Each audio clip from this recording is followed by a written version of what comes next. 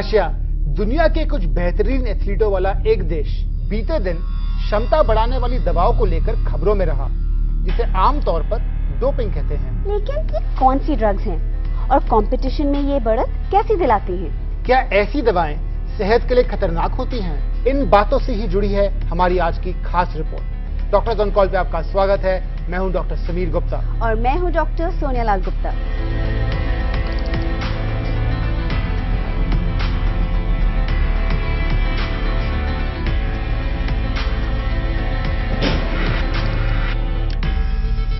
World anti doping agency या वाडा एक स्वतंत्र अंतर्राष्ट्रीय अथॉरिटी है जो दुनिया भर के देशों में हर तरह के खेलों में डोपिंग विरोधी नीतियों पर नजर रखती है। वे खेल और इससे जुड़े आयोजनों को साफ सुथरा बनाए रखने के लिए कायदे और कानून तय करती है। इसके पास उन दवाओं की एक काफी बड़ी लिस्ट है जिनका इस्तेमाल खेलों में बैन है। अलग अलग खेलों के लिए अलग तरह की दवाएं इस्तेमाल होती हैं। कुछ एथलीट्स एनाबॉलिक स्टेरॉइड बीटा 2 और बढ़ोतरी से जुड़े इंसानी हार्मोन्स का इस्तेमाल मसल्स बढ़ाने और जख्मों को तेजी से भरने के लिए कर सकते हैं। कभी कभी इनका इस्तेमाल चर्बी घटाने में भी होता है। इसके अलावा चौकन्ना रहने, एकाग्रता बढ़ाने, थकान दूर करने और तेज प्रक्रिया के लिए कुछ उत्तेजक दवाओं का भी इस्तेमाल होता है।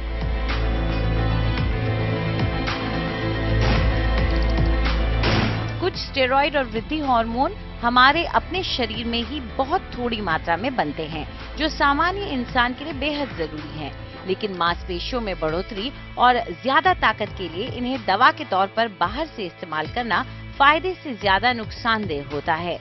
शूटिंग और आर्चरी जैसे खेलों में जहां हाथ को स्थिरता चाहिए, वहां अल्कोहल और बीटा ब्लॉकर्स की जरूरत होती है। वे दिल की धड़कन को धीमा कर आपको शांत करते हैं और हाथ और आंख के बीच तालमेल बनाते हैं। इतना ही नहीं, वे इस बात का मौका देते हैं कि दो लगातार धड़कनों के बीच निशाना लगाया जा सके। डायूरेटिक्स का इस्तेमाल कुश्ती और बॉडी बिल्डिंग जैसे खेलों में होता है, जहां शरीर का एक तय वजन होना चाहिए। इसके अलावा कई बार इसका इस्तेमाल दूसरी दवाओं को पहचान से छुपाने के लिए भी होता है। मैराथन, साइकिलिंग या ऐसे ही लंबे वक्त वाले खेलों में जहां शरीर को अतिरिक्त ऑक्सीजन की जरूरत होती है, आमतौर पर वहां इपोजिन इस्तेमाल होता है। इपोजिन एक हार्मोन है जो हमारी किडनी में बनता है और बोन मैरो को ज्यादा रेड सेल्स बनाने के लिए उत्तेजित करता है ताकि ज्यादा ऑक्सीजन लाया जा सके। ज्यादा रेड सेल का मतलब शरीर में ज्यादा ऑक्सीजन ताकि देर तक बेहतर प्रदर्शन हो सके। हमारे शरीर में हार्मोन्स और केमिकल्स एक तय संतुलन में होते हैं और जब हम इसे छेड़ते हैं तो फायदे से ज्यादा नुकसान की आशंका होती है।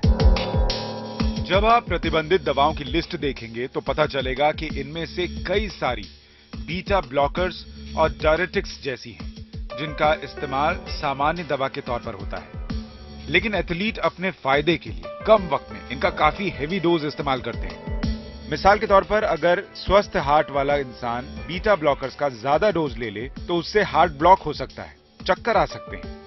डायरेटिक्स से शरीर में पानी की कमी हो सकती है और जिस्म से सोडियम और पोटेशियम जैसे इलेक्ट्रोलाइट मूत्र के साथ बाहर निकल सकते हैं। लंबे समय तक इपोजिन के इस्तेमाल से हाइपरटेंशन और दिल के दौरे का खतरा बढ़ जाता है। वहीं ग्रोथ हार्मोन की वजह से किसी अंग या फिर पेशियों में असामान्य बढ़ोतरी और डायबिटीज का खतरा होता है। ये डोपिंग में इस्तेमाल होने वाली कुछ दवाइयों के साइड इफेक्ट्स हैं। ऐसे अनगिनत दवाएं हैं, लेकिन सबसे दुखद ये है कि समस्या उससे बड़ी है जितना आप सोच सकते हैं। लॉन्ग टाइम साइड इफेक्ट के बारे में कोई भी एथलीट परवाह नहीं करता। वो सोचते हैं आज मुझे मेडल मिल जाए, कल मैं मर जाऊं, कोई फर्क नहीं पड़ता, मुझे मेडल मिलना चाहिए। जो डोपिंग करना चाहते हैं उनको मालूम है मेरा स्पोर्ट्स के लिए मुझे कौन सा दवाई लेना है, उसको कितना दिन लेना है, कौन सा डोसेज मैंने, सब उनको जानकारी है। डोपिंग एक शॉर्टकट है, लोग उसके पीछे जाते रहेगा। हम इतना कोशिश कर रहे हैं कि इसको कम करो, चांसेस कम करो। डोपिंग का चांसेस तो हो रहा है, लेकिन फिर भी रोज नए नए केसेस आ रहे हैं सामने। आखिर में नेशनल लेवल के खेलों में तो डोपिंग पर बैन है, लेकिन स्कूल, कॉलेज और डिस्ट्रिक्ट स्तर पर इसकी जांच नहीं होती। ज्यादातर एथलीटों को डोपिंग से होने वाली सेहत की नुकसान की जानकारी नहीं होती। इसका असर ताउम्र रहता है। घरवाले, कोच और एथलीटों को इससे दूर रहना चाहिए, कुछ और नहीं तो अपनी सेहत की खातिर। अगले हफ्ते हम आपको ले चलेंगे नाडा यानी नेशनल एंटी डोपिंग एजेंसी, जिसे डोपिंग पर निगरानी रखने के लिए बनाया गया है, और जानेंगे कि डोपिंग टेस्ट कैसे होते हैं। तब तक के लिए इजाजत दीजिए।